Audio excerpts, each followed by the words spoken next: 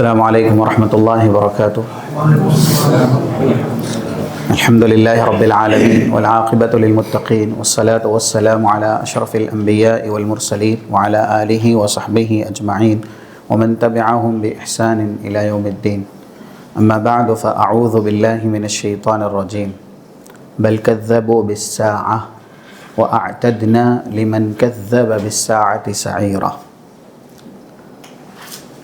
آج کی یہ اصول الثلاثہ کی کلاس، جس میں قیامت کی نشانیوں کے تعلق سے آپ کے سامنے گفتگو کی جائے گی،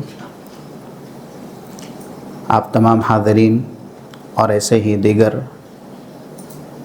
دوسرے مشاہدین اور سامعین کا تہ دل سے استقبال کرتے ہوئے اللہ سے یہ دعا کرتے ہیں، اللہم انفعنا وارفعنا بالقرآن العظیم وعلمنا ما ينفعنا وزدنا علما ولا تكلنا إلى أنفسنا طرفة عين وأصلح لنا شأننا كله لا إله إلا أنت۔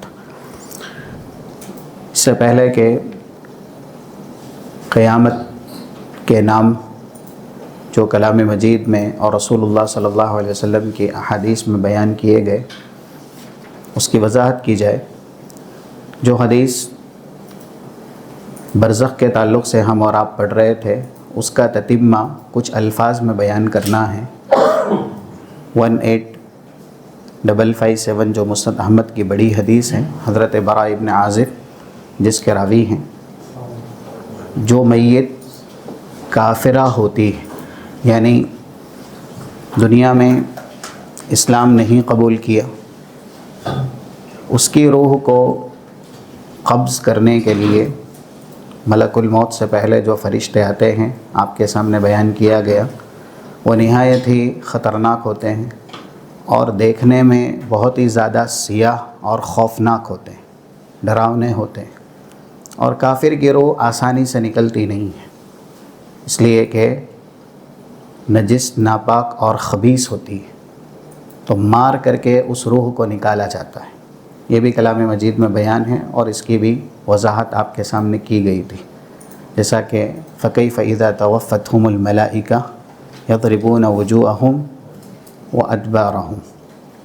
فرشتے وفات جب دیتے ہیں کافرین کو تو بہت زیادہ سخت مار مارتے ہیں، اور روح آسانی سے نہیں نکلتی، اس لیے وہ روح کو قبض کرنے کے لیے مار ماری جاتی ہے، اور اس کے بعد جب آسمان کی طرف یہ روح جاتی ہے تو اس کے لیے دروازہ نہیں کھولا جاتا، اور وہی آیت اللہ کے نبی صلی اللہ علیہ وسلم نے بیان کی، جو کہ 39 نمبر کی ہے یا 40 نمبر کی سورہ اعراف کی، جس میں یہ لفظ موجود ہے وَلَا يَدْخُلُونَ الْجَنَّةَ حَتَّى يَلِجَ الْجَمَلُ فِي سَمِّ الْخِيَاطِ۔ اس سے پہلے ایک لفظ بھی ہے لَا تُفَتَّحُ لَهُمْ أَبْوَابُ السَّمَاءِ، کہ جو شرک اور کفر کرنے والے ہیں ان کے لیے آسمان کے دروازے نہیں کھولے جاتے،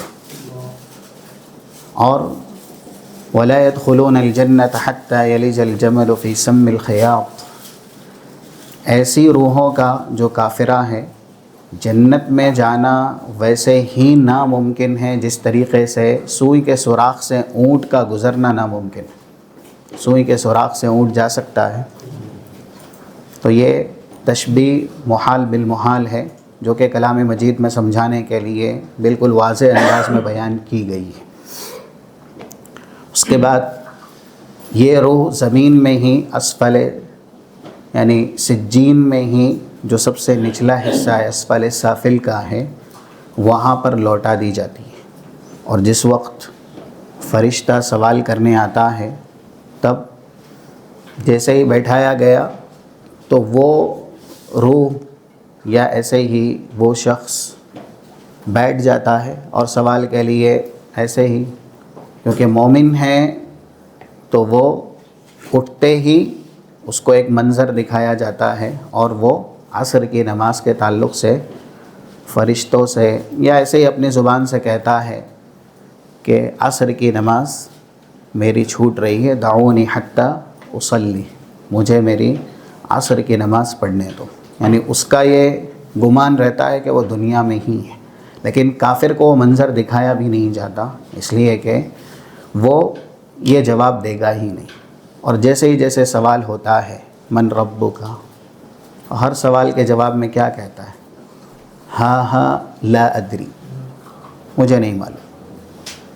جب پوچھا جاتا ہے ما کنت تقول فی ھذا الرجل الذی بعث فیکم، اس ہستی کے بارے میں تم کیا کہتے ہو جو تمہاری طرف نبی اور رسول بنا کر کے بھیجے گئے، تو بھی جواب ہاں ہاں لا ادری۔ فرشتہ اس موقع پر ایسی جتنی بھی میت ہوتی ہیں ان کو مارنے کا مکلف ہے۔ اللہ مارنے کے لیے فرشتے کو تعینات کرتا ہے، اور حدیث میں کچھ صفات بھی ہیں، 4753 نمبر کی ابو داؤد کی ہیں۔ ایک فرشتہ جو مسلط ہوتا ہے لَيُسَلِّطْ عَلَيْهِ مَلَكٌ أَبْكَمُ وَأَعْمَى، وہ نہ سنتا ہے نہ دیکھتا ہے، مَعَهُ مِرْزَبَّةٌ مِّنْ حَدِيدٍ، جہنم کا ایک ہتھوڑا اس کے پاس ہوتا ہے، اور لَوْ ضُرِبَ بِهَا جَبَلٌ لَصَارَ تُرَابًا، اگر اس ہتھوڑے سے دنیا کے مضبوط ترین پہاڑ پہ ایک ضرب ماری جائے، ایک مار ماری جائے، تو وہ پہاڑ ریزہ ریزہ ہو جائے۔ ایسا ہتھوڑا جہنم کا، اس سے برابر اس میت کو جس نے سوالات کے جواب نہیں دیے مارتا ہے، اور ساتھ ساتھ یہ کہتا ہے لا دریت ولا تلیت، دنیا میں نہ تم نے دین سیکھا نہ دین سمجھا، اسی وجہ سے تم یہ سوالوں کے جواب نہیں دے پائے۔ تم دنیا میں بھیجے گئے تھے اللہ کو سیکھنے کے لیے یا اللہ کی معرفت حاصل کرنے کے لیے، رسول اللہ صلی اللہ علیہ وسلم کے بارے میں علم حاصل کرنے کے لیے، دین کے بارے میں علم حاصل کرنے کے لیے، یہ تمہاری زندگی کا مقصد تھا، لیکن نہ تم نے دین سیکھا نہ دین سمجھا، اس لیے یہ سزا ہے۔ تو جیسے مومن کے سوالات کا جو چوتھا سوال ہے ما یدریک، کہ ان سوالوں کا جواب تم نے کیسے دیا، تو جواب ہے قرأت کتاب اللہ آمنت بہ ثم صدق، اللہ کی کتاب کو پڑھا اور ایمان لایا اور اس کی تصدیق کی۔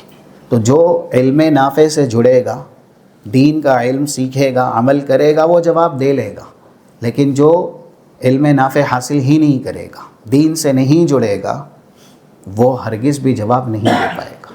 اس سے کیا پتہ چلتا ہے کہ ہم اور آپ دنیاوی علوم جتنی ضرورت ہے حاصل کریں، علم دین یا ایسے ہی دین اسلام منع نہیں کرتا، لیکن جو علم سب سے بہتر ہے یا ایسے ہی سب سے زیادہ اہم ہے، بلکہ نجات کے لیے ضروری ہے، جہاں پر وہی علم ہماری قیادت کرے گا، اس کے علاوہ ہمارا وہاں چاہتے ہوئے بھی کوئی معاون ممد مددگار ہوگا ہی نہیں۔ یہ علم، یہ عمل، یہ دین، یہی سب ہماری نیکیاں ہیں جو قبر میں ہمارے لیے نجات کا ضامن ہوگی اور نجات کا باعث ہوگی۔ اس کے بعد یہ بتلانا ہے، ندا آتی ہے آسمان سے ان کذب عبدی، یہ میرا بندہ ہے جو جھوٹ بولا ہے، جھوٹوں میں سے، اور پھر اس کے لیے جہنم کی کھڑکی کھولی جاتی ہے یا جہنم کا دروازہ کھولا جاتا ہے۔ اللہ کہتا ہے فرشتوں سے افرشوا فراشا من النار والبسوا لباسا من النار وافتح له بابا الى النار، اس کو جہنم کا لباس پہناؤ اور اس کی قبر میں جہنم کا فراش بچھاؤ، یا ایسے ہی اعاذنا اللہ من، جہنم کا دروازہ اس کے لیے کھول دو۔ اور قبر اتنی تنگ ہوتی ہے کہ اس کا ایک حصہ دوسرے حصے سے پوری طرح مل جاتا ہے۔ یہ جو ہم سنے ہیں بالکل حدیث سے ثابت ہے کہ داہنی طرف کی پسلیاں نا بائیں طرف کی پسلیوں سے مل جاتی ہے، اور قبر یعنی زمین تک بھی عذاب دینے پر اسے مسلط ہوتی ہے۔ اور اس کے بعد پھر بری شکل میں بالکل ہی سیاہ اور جسے دیکھا نہ جائے ایسا کریہ منظر والا شخص اس کے سامنے آتا ہے۔ وہ ڈرتا ہے اور کہتا ہے کہ تم کون ہو؟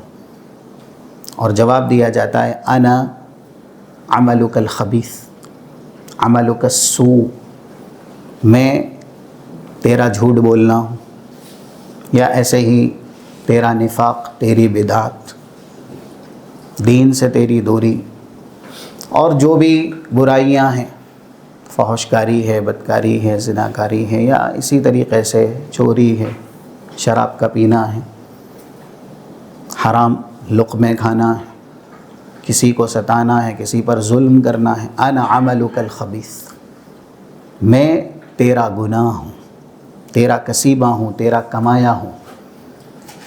اور اس کو پھر جنت کا ٹھکانہ دکھایا جاتا ہے، پہلے جنت، اب وہ حریص ہوتا ہے، لیکن کہا جاتا ہے کہ یہ تیرا ٹھکانہ نہیں ہے، تیرا ٹھکانہ یہ ہے، پھر بعد میں دوزخ دکھائی جاتی اور سزا دی ہی جاتی ہے۔ اس کے بعد یہ انسان چیختا ہے، چلاتا ہے، دہائی دیتا ہے اور اللہ سے فریاد کرتا ہے کہ اللہ تو قیامت کبھی قائم مت کرنا۔ یہ ہے اس حدیث کا خلاصہ۔ اور رسول اللہ صلی اللہ علیہ وسلم نے عذاب قبر میں مبتلا لوگوں کو دیکھا ہے۔ یہاں پر صرف یہ بیان کرنا ہے، فرعون کے تعلق سے بھی یہ ہے کہ اس کو بھی عذاب ہوا، اور کس طریقے سے ہوا۔ 3107 جامع ترمذی کی حدیث ہے، لما اغرق اللہ فرعون فقال آمنت انہ لا الہ الا الذی آمنت بہ بنو اسرائیل۔ فرعون غرق ہو رہا تھا، تب اس نے کلمہ پڑھا تھا۔ رسول اللہ کو حضرت جبرائیل کہتے ہیں، لو رأیتنی وانا آخذ بحال البحر ادسہ من فی مخافۃ ان تدرکہ الرحمہ۔ اگر اس وقت آپ مجھے دیکھتے تو میں نے کیا کیا، سمندر کی جو مٹی ہوتی ہے پانی کے نیچے، وحل جسے کہتے ہیں، وہ لے کر کے فرعون کے منہ میں ٹھوسی، کیونکہ اگر یہ اللہ سے معافی مانگتا اس وقت تو اللہ اتنا معاف کرنے والا ہے کہ اللہ اسے شاید معاف کر دیتا، لیکن یہ روئے زمین کا سب سے بڑا ظالم تھا اور اسے اللہ کی رحمت پانے کا کوئی حق نہیں تھا۔ تو یہ بھی ایک حدیث ہے کہ جب وہ انتقال کر رہا تھا تو حضرت جبرائیل نے اس کے منہ میں جو سمندر کا کیچڑ ہوتا ہے وہ ڈالا تھا۔ اللہ کے نبی صلی اللہ علیہ وسلم نے ایک حدیث بیان کی، جیسا کہ 2088 صحیح مسلم کے اندر موجود ہے، اور ایسے ہی 5789 نمبر کی صحیح بخاری کے اندر ہے وہ حدیث، بینما رجل یمشی علی الارض تعجبہ ثوبہ۔ ایک انسان، یہ حدیث زیادہ تر محدثین نے کہا قارون کے بارے میں، کیونکہ اس کو دولت دی گئی تھی اور وہ ہمیشہ جب بھی زمین پر چلتا، لوگوں کے بیچ نکلتا، اترا کے، اکڑ کے اور تکبر کر کے چلتا تھا۔ تعجبہ ثوبہ یا حلتہ، جو بھی لباس وہ پہنتا اس کے اندر وہ تکبر کرتا۔ مرجل جمتہ، بالوں سے، زیب و زینت سے اور دوسری نعمتوں سے وہ بہت زیادہ لوگوں کے بیچ میں غرور کرتا۔ اذ خسف اللہ بہ الارض، اچانک اللہ نے زمین سے کہا اسے نگل لو، زمین پھٹی اور وہ زندہ زمین میں گاڑ دیا گیا۔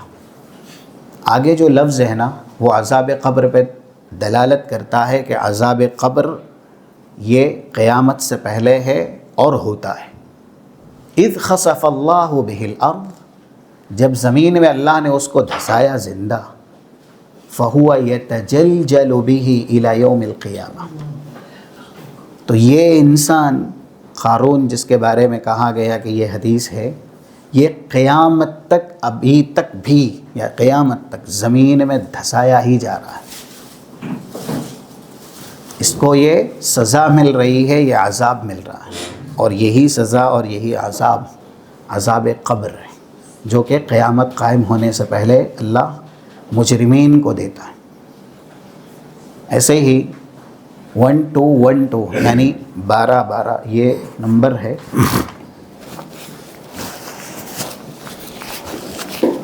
رسول اللہ صلی اللہ علیہ وسلم نے، صحیح بخاری کی حدیث ہے یہ، معراج ہوئی تب عمرو بن عامر لوحی اس شخص کو دوزخ کے عذاب میں دیکھا۔ رسول اللہ کو معراج ہوئی، اور یہ کون تھا؟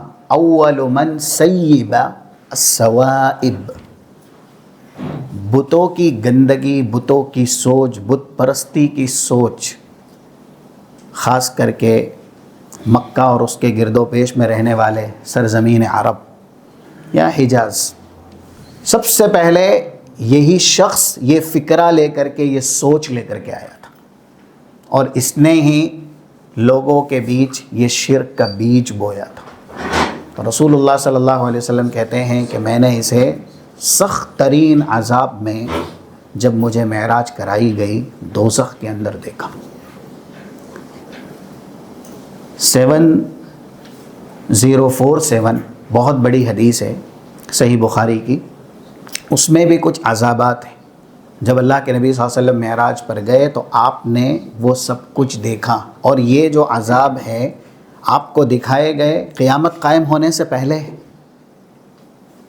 اور یہ عذاب ابھی ہو رہے ہیں۔ اس کا مطلب یہ ہے کہ عذاب قبر پر یہ دلیل دلالت کرتی ہے۔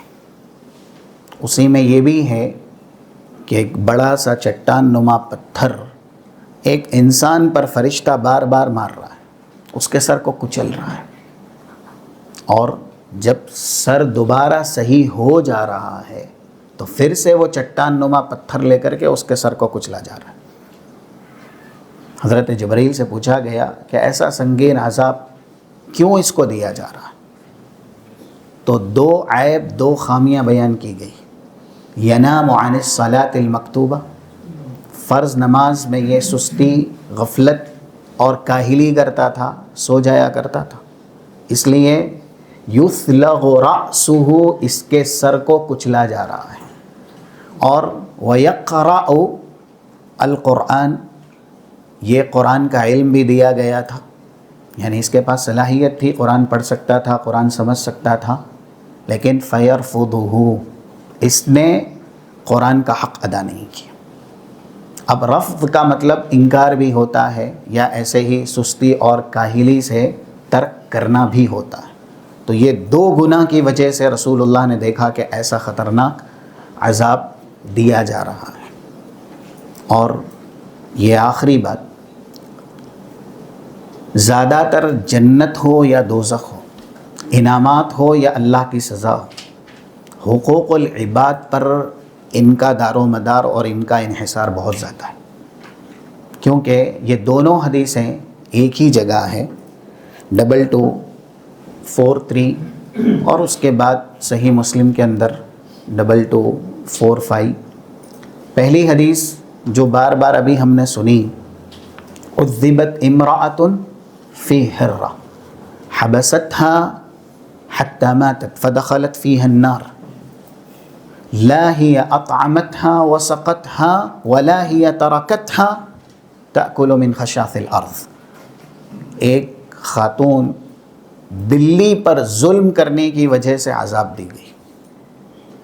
اب اگر ایسا ہی ظلم ایک انسان پہ کرے تو کیا وہ عذاب سے بچ جائے گا؟ ایسا ہی ظلم ایک مسلم دوسرے مسلم پہ کرے، بچ جائے گا وہ؟ ایسا ہی ظلم ایک خونی رشتہ دار خونی رشتے پہ کرے، ایک سگا بھائی سگے بھائی پہ کرے، یعنی جتنی قربت بڑھے گی حقوق بڑھتے جائیں گے، اور کوتاہی خلاف ورزی کا جو وبال ہے، گناہ ہے، اس کی سزا بھی بڑھتی جائے گی۔ جانور کے ساتھ، ادنا سی مخلوق کے ساتھ ظالمانہ سلوک کرنے کی وجہ سے اگر خاتون دوزخ میں جا رہی ہے تو انسان کے ساتھ سفاکانہ، بہیمانہ، ظالمانہ سلوک کرنے کی وجہ سے وہ انسان جنت میں کیسے جائے گا؟ اللہ کے نبی صلی اللہ علیہ وسلم نے اس خاتون کو بھی دیکھا معراج میں کہ یہ جہنم میں صرف بلی کو سزا دینے کی وجہ سے بھوکا رکھا، یہاں تک کہ مر گئی، چھوڑا بھی نہیں، کھلایا بھی نہیں، پلایا بھی نہیں۔ تو جب بلی پر ظلم کرنے کی وجہ سے یہ خاتون دوزخ میں گئی، اگر کوئی انسان پہ کرے ناحق تو وہ اللہ کے عذاب سے کیسے بچے گا؟ یہ ہے حقوق العباد۔ قرآن کریم میں 2 صورتیں ہیں جس کی ابتدا ویل سے ہے۔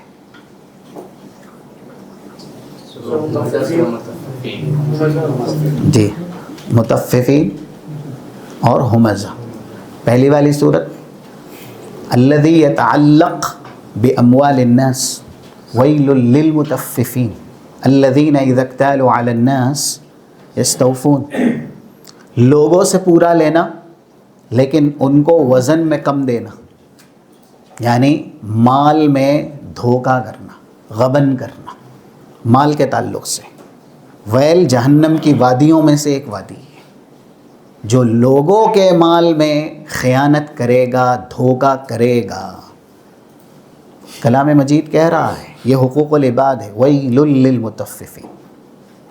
اور سورہ ہمزہ ویل لکل ہمزۃ لمزہ، یہ ہے الذی یتعلق باعراض الناس، لوگوں کی عزت،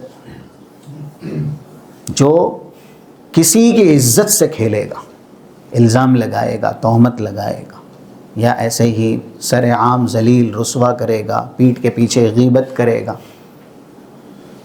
عزت کو اگر کوئی شخص تحقیر میں تبدیل کرتا ہے، جیسا کہ آج کتنے لوگ اسے اپنا فن سمجھتے ہیں، نعوذ باللہ، اور خوبی سمجھتے ہیں، اور لوگوں کے پاس ایک ہی پیمانہ ہے، اپنے آپ کو بلند کرنا ہے تو جو مقابل ہے اس کو گراؤ، مقابل کو گرا کے اپنے آپ کو بلند کرتے ہیں۔ حالانکہ جو شخص ایسی نچلی سفلی حرکت کر رہا ہے، وہ جس کو گرا رہا ہے وہ حقیقت میں بلند ہے، یہ گرانے والا ہی اللہ کے یہاں سب سے زیادہ گر چکا ہے۔ اکثر یہی ہوتا ہے، گھروں کے حالات بھی دیکھیں تو ایسے ہی ہیں، اور یہ خواتین میں زیادہ ہے۔ قرآن کا بھی انداز بیاں کچھ ایسا ہی ہے۔ آپ 11 نمبر کی آیت سورہ حجرات کی لیں تو قوم کے ساتھ اللہ نے الگ سے تذکرہ کیا، یا ایھا الذین آمنوا لا یسخر قوم من قوم عسى ان یکونوا خیرا منہم، حالانکہ قوم میں رجال و نساء سبھی شامل ہے۔ قوم، یا قوم اعبدوا اللہ ما لکم من الہ غیرہ، کیا صرف انبیاء نے دعوت مردوں کو ہی دی؟ تو پھر حضرت نوح اور حضرت لوط کی بیویوں کا تذکرہ کیوں ہے قرآن میں کہ یہ کافرہ ہیں؟ سبھی مراد ہے نا، قوم میں الگ سے تذکرہ ہے۔ وَلَا نِسَاءٌ مِّن نِّسَاءٍ عَسَىٰ أَن يَكُنَّ خَيْرًا مِّنْهُنَّ، کوئی بھی قوم کسی قوم کا مذاق نہ اڑائے، اور خواتین کسی بھی خاتون کا مذاق نہ اڑائے۔ الگ سے کیوں اللہ نے نام لیا؟ اس لیے کہ یہ عیب، کمی خواتین کے اندر موجود ہے، اور جن کی براءت عرش عظیم سے اللہ نے نازل کی تھی نا، 4875 ابو داود کی یہ حدیث ہے۔ رسول اللہ صلی اللہ علیہ وسلم نے ایک ہلکی سی معمولی سی گفتگو کی وجہ سے الفاظ اتنا سا ہی نکلا تھا زبان سے، حسبک صفیۃ کذا و کذا تعنی انہا قصیرہ، ابو داود کی حدیث ہے۔ حضرت عائشہ نے کہا اللہ کے نبی، صفیہ ناٹی ہے، پس قد ہے، چھوٹے قد کی، اتنا ہی کہا تھا، لیکن اس کے بعد رسول اللہ نے ان کو نصیحت کرتے ہوئے جو جملے ارشاد فرمائے، یہ عرش عظیم سے جن کی برات اللہ نے قرآن کے حروف میں نازل کی، 15 آیات ہیں تقریباً، اور کہا گیا لقد قلت کلمہ لو مزجت بماء البحر لمسجت، آپ نے ایسی بات کہی اگر سمندر کے پانی میں ملا دی جائے تو وہ بھی متاثر ہو جائے گا۔ اس بات کی سمندر کے اندر یعنی وسعت آپ دیکھیں، سمندر کی وسعت کتنی زیادہ ہے، یہ بات اس قدر بے ادب ہے یا ایسے ہی گناہ والی ہے کہ پورا سمندر متاثر ہو جائے گا، کسی نے کہا کہ نجس ہو جائے گا۔ اللہ کے نبی صلی اللہ علیہ وسلم نے یہ نصیحت کی حضرت عائشہ کو، اور جو لوگ ایسا کرتے ہیں کسی کی عزت وغیرہ پر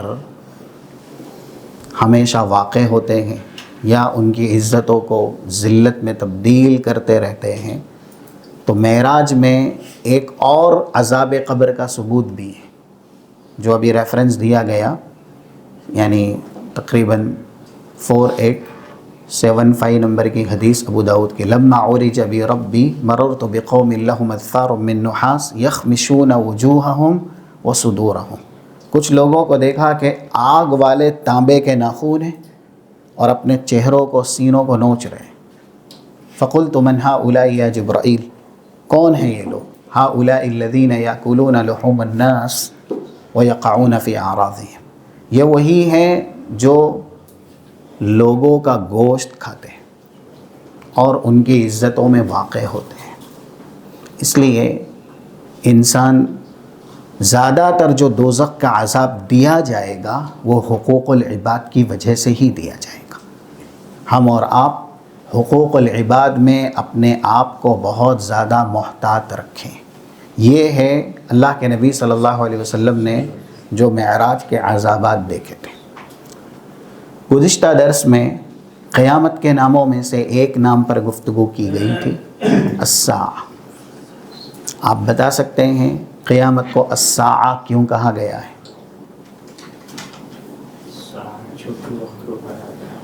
جی،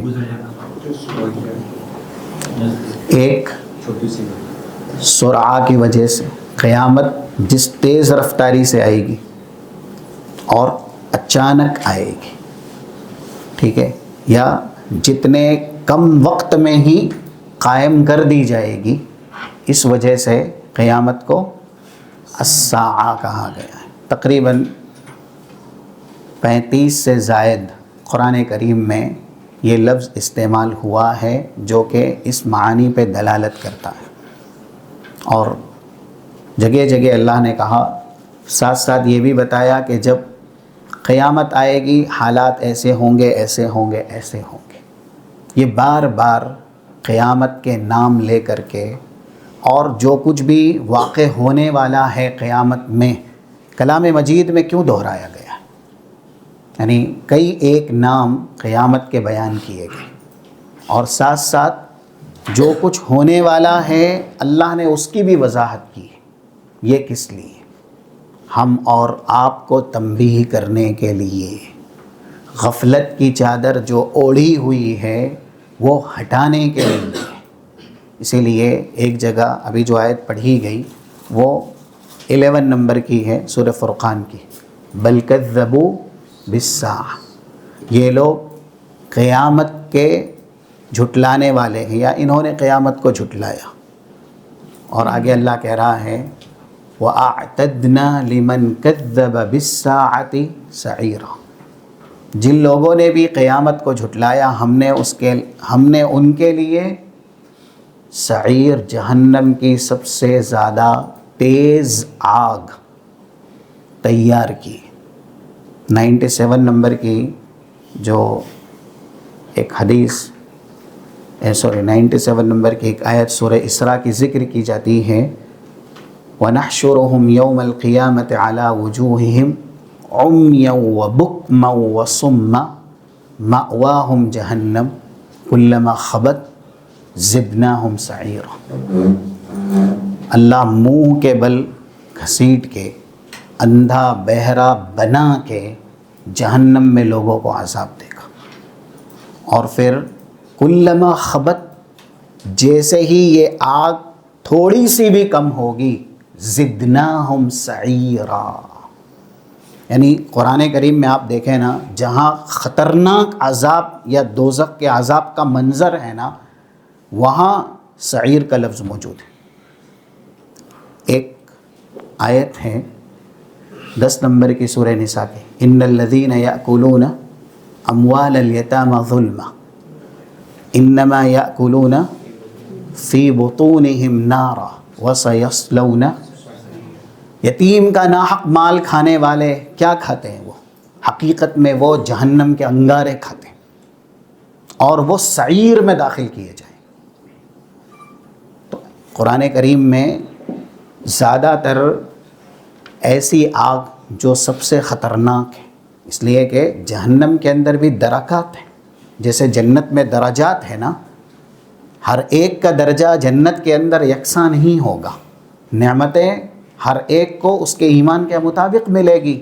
تو ویسے ہی جہنم کے درکات ہیں، وہاں پر بھی عذاب سب کو ایک جیسا نہیں ہوگا. عذاب کسی کسی کا بہت خطرناک ہوگا. جو قیامت کے منکر ہیں، اللہ کہہ رہا ان کے لیے سعیر ہے، یعنی وہ آگ جہنم کی جو سب سے زیادہ تیز ہے. اور ایسے ہی ایک جگہ کہا گیا 27 نمبر کی 27 نمبر کی آیت ہے سورۃ الجاثیہ کی، وَيَوْمَ تَقُومُ السَّاعَةُ يَوْمَئِذٍ يَخْسَرُ الْمُبْطِلُونَ. جس دن قیامت قائم ہو جائے گی اس دن مبطل، باطل پرست، باطل پہ رہنے والے، باطل کی طرف بلانے والے، یہ سب سے بڑے نقصان میں ہوں گے. یہاں پر الساعہ کے ساتھ اللہ نے یہ وضاحت کر دی کہ سب سے بڑا نقصان قیامت کا نقصان ہے. اور اس دن اس نقصان کے شکار کون ہوں گے؟ جنہوں نے دنیا میں حق سیکھا نہیں ہے، حق جانا نہیں ہے اور حق قبول نہیں کیا ہے. تو جو باطل پرست ہیں وہ سب سے زیادہ نقصان کے شکار ہوں گے. ایسے ہی سورہ روم کے اندر کچھ آیتیں ہیں 12، 13 اور 14 نمبر کی، وَيَوْمَ تَقُومُ السَّاعَةُ يُبْلِسُ الْمُجْرِمُونَ. جس دن قیامت قائم کر دی جائے گی، یبلس المجرمون، مجرم سے زیادہ پچھتانے والا، رونے والا کوئی بھی نہیں ہوگا. وہ لوگ سب سے زیادہ پچھتائیں گے. وَلَمْ يَكُنْ لَهُم مِّن شُرَكَائِهِمْ شُفَعَاءُ وَكَانُوا بِشُرَكَائِهِمْ كَافِرِينَ. اور دنیا میں وہ جو عقیدہ رکھتے تھے کہ ان سے ورقہ لکھا لیں گے تو عذاب قبر سے بچا لیے جائیں گے، یا ان کی شفاعت سفارش کل میدان محشر میں ہو جائے گی، یہ جنت میں چلے جائیں گے، ہم کو بھی لے جائیں گے. کل وہاں ایسی حالت ہوگی کہ اپنے دائیں بائیں آگے پیچھے وہ کسی کو بھی اپنا شفاعتی یا سفارشی نہیں دیکھیں.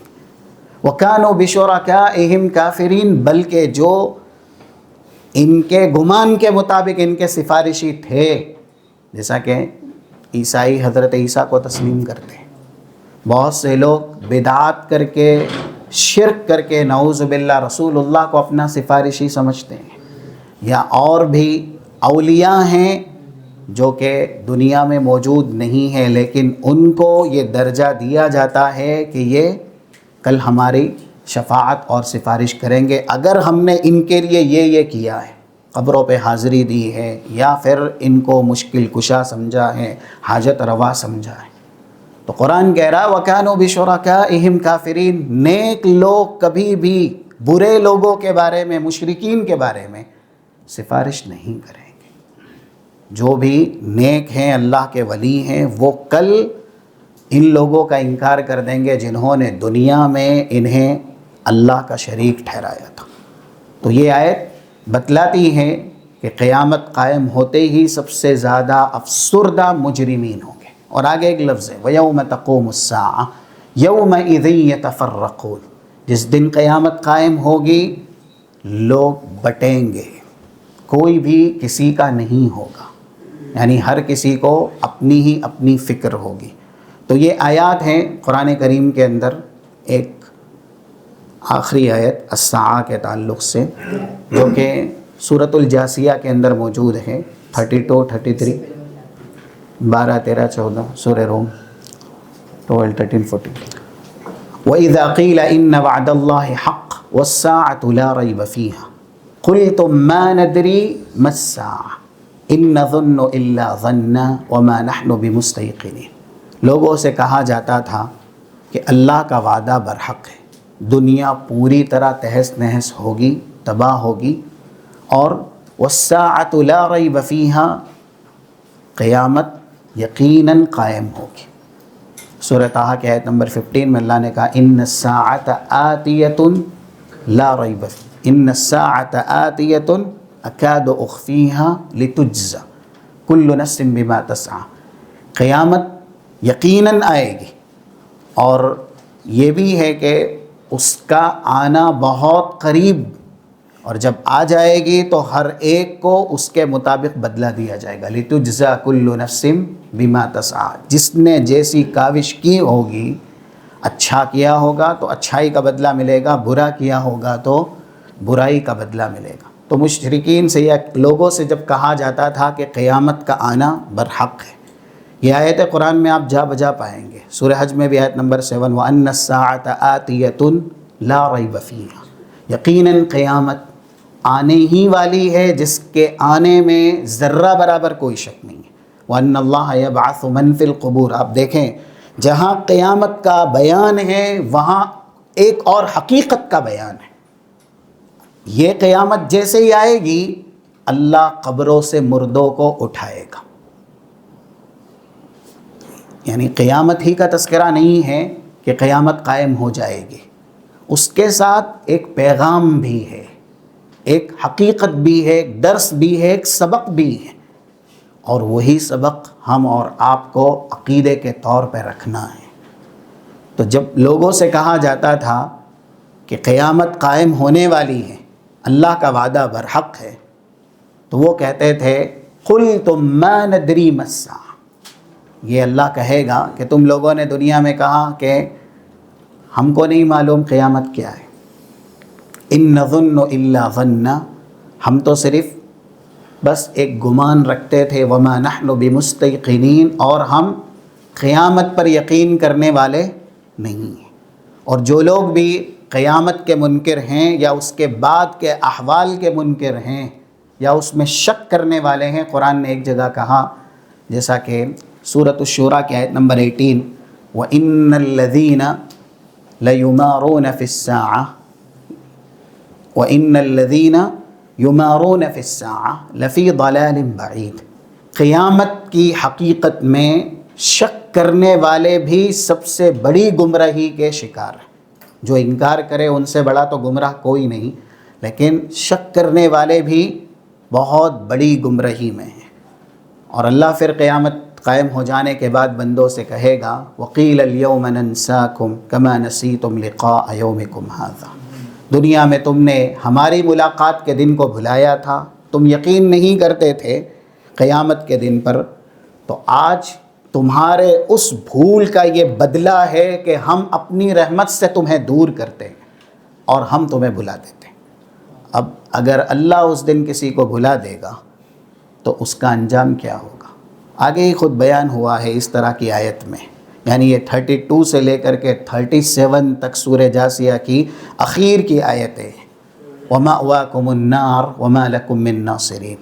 جب اللہ کسی کو بھلا دے تو اس کا ٹھکانہ حتمی اور لازمی طور پر دوزخ ہے، اور تمہارے کوئی مددگار بھی نہیں جو تمہاری حمایت یا نصرت کر سکے. ذَلِكُمْ بِأَنَّكُمُ اتَّخَذْتُمْ آيَاتِ اللَّهِ هُزُوًا. یہ اس وجہ سے کہ تم نے اللہ کی آیتوں کو دنیا میں استہزاء اور مذاق بنایا. وغرتکم الحیات الدنیا، دنیاوی زندگی نے تمہیں دھوکے میں مبتلا کیا. فالیوم لا یخرجون منہا، آج کے دن نہ دوزخ سے تم نکالے جاؤ گے. ولا ہم یستعتبون، نہ تمہارا کوئی عذر قبول کیا جائے گا. میں بھی سورہ غافر کی ایسی کچھ آیتیں ہیں جہاں پر یوم لا ينفع الظالمین معذرتهم وَلَهُمُ اللَّعْنَةُ وَلَهُمْ سُوءُ الدَّارِ. ظالمین اگر عذر بھی پیش کریں گے تو اس دن ان کا عذر قبول نہیں کیا جائے گا، ہمیشہ کے لیے ان کے اوپر اللہ کی طرف سے لعنت ہوگی اور سب سے برا ٹھکانہ ہوگا. دوسرا نام قیامت کا یہی ہے، یعنی لفظ قیامت۔ 70 سے زائد کلام مجید میں یہ الفاظ استعمال ہوئے، القیامہ یا ایسے ہی قام یقوم، کیونکہ کہیں کہیں یقوموں کا لفظ بھی استعمال ہوا ہے۔ اور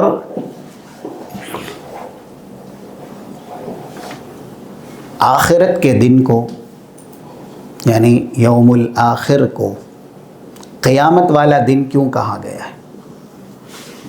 تو زیادہ تر مفسرین نے کہا 3 چیزیں اس دن قائم کی جائیں گی۔ جی، جیسا کہ سورہ مطففین میں آیات ہیں 5 اور 6 نمبر کی، یوم یقوم الناس لرب العالمین، اللہ کے سامنے حساب کے لیے لوگ کھڑے ہوں گے، قائم ہوں گے۔ اس لیے قیامت کو قیامت کہا جاتا ہے، یوم یقوم الناس لرب العالمین۔ اور دوسری وجہ یہ ہے کہ اس دن اللہ میزان قائم کرے گا تولنے کے لیے، اور ایسے ہی انسان کی حسنات یا سیئات اس کا موازنہ کرنے کے لیے۔ 47 نمبر کی آیت سورہ انبیاء کی، وَنَضَعُ الْمَوَازِينَ الْقِسْطَ لِيَوْمِ الْقِيَامَةِ فَلَا تُظْلَمُ نَفْسٌ شَيْئًا، جس دن ہم بڑے بڑے ترازو حاضر کریں گے، انسان کیا اس کے اعمال کیا پوری طرح اس ترازو میں اللہ تول دے گا۔ یہ دوسری وجہ ہے قیامت کو قیامت اس لیے کہا گیا کہ میزان قائم کیا جائے گا، اور تیسری وجہ ہے کہ لوگوں کو قبروں سے اٹھایا جائے گا، کھڑا کیا جائے گا۔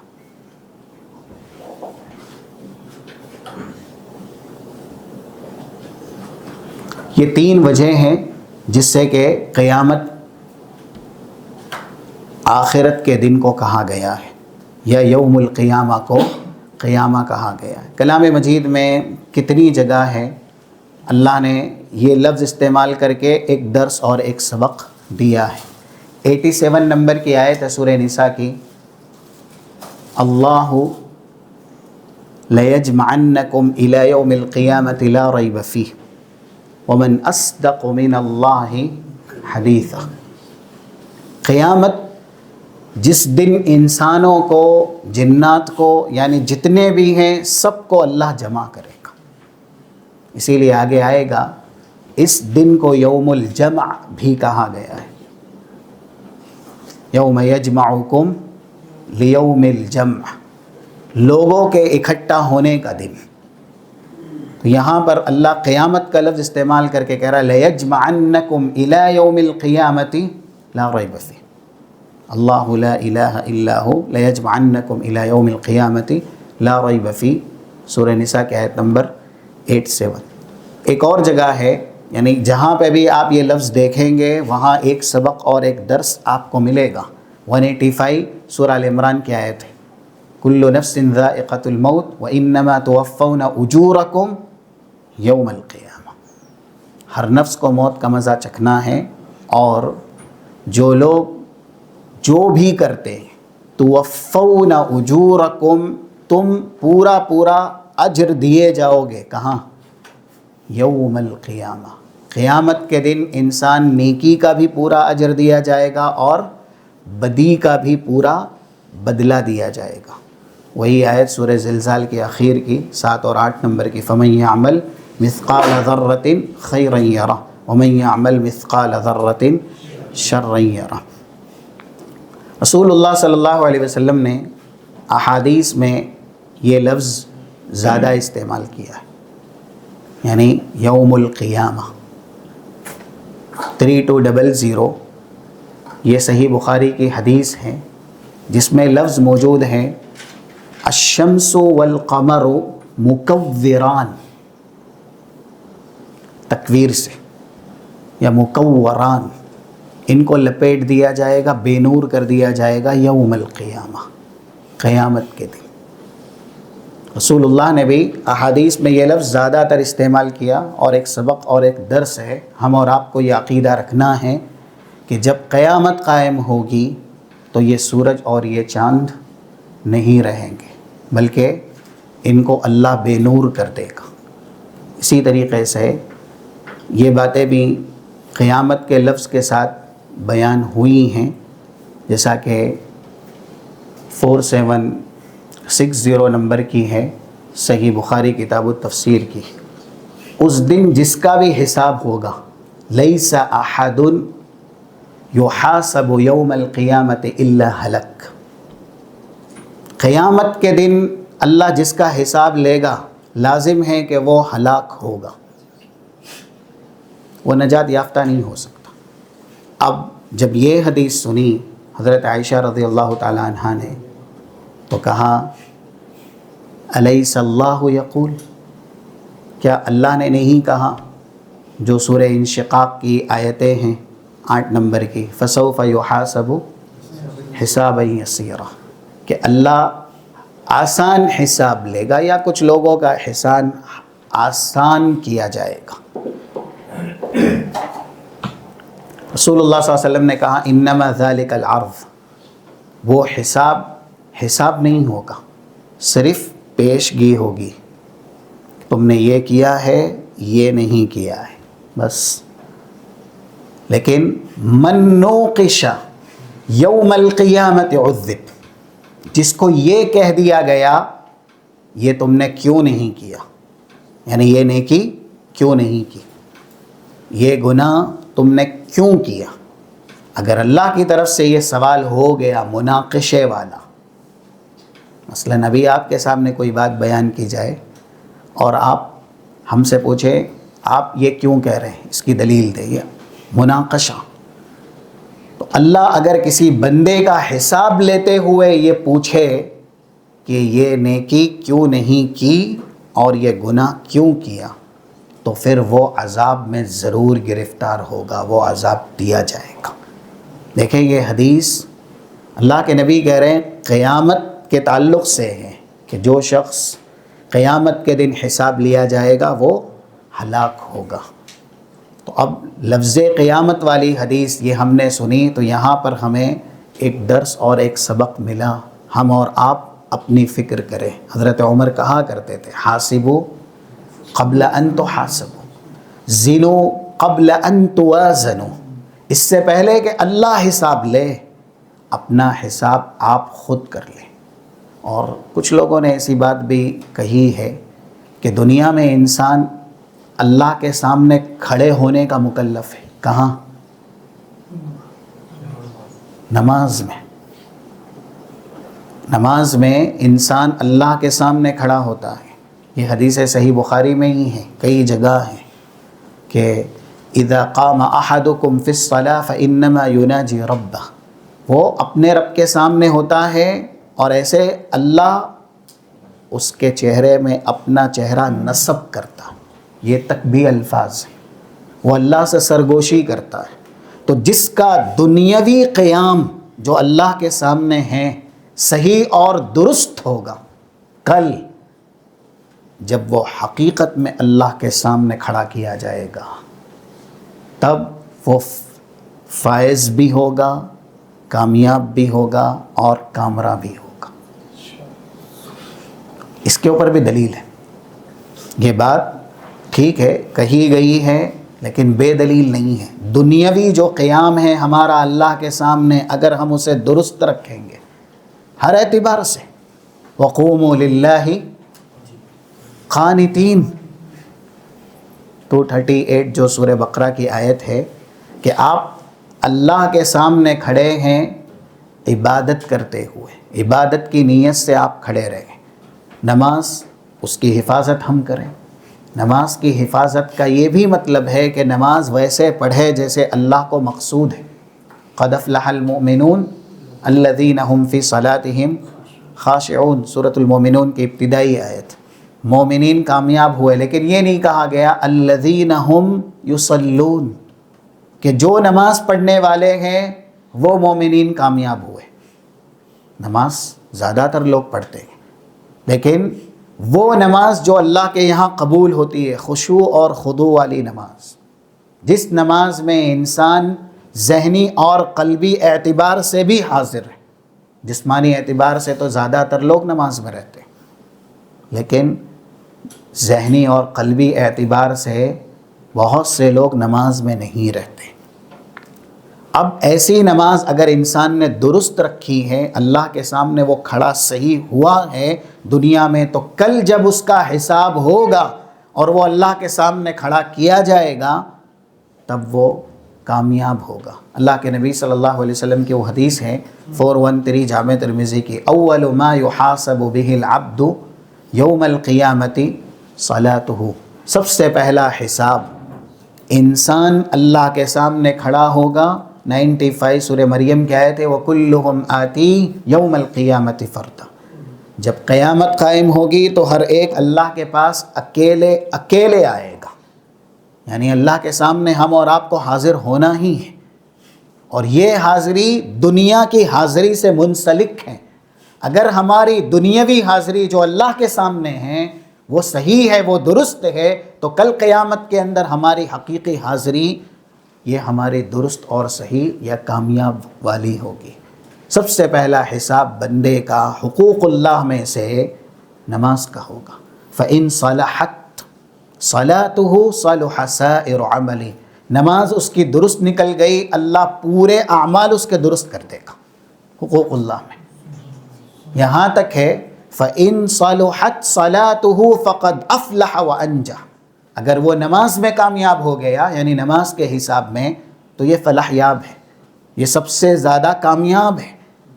لیکن آگے کا جو لفظ ہے یہ ہے ہم اور آپ کو تنبیہ کرنے والا کہ آج ہماری حالت اللہ کے سامنے کھڑے ہو کر کے کس طرح کی ہے، نماز کی کیسی ہے.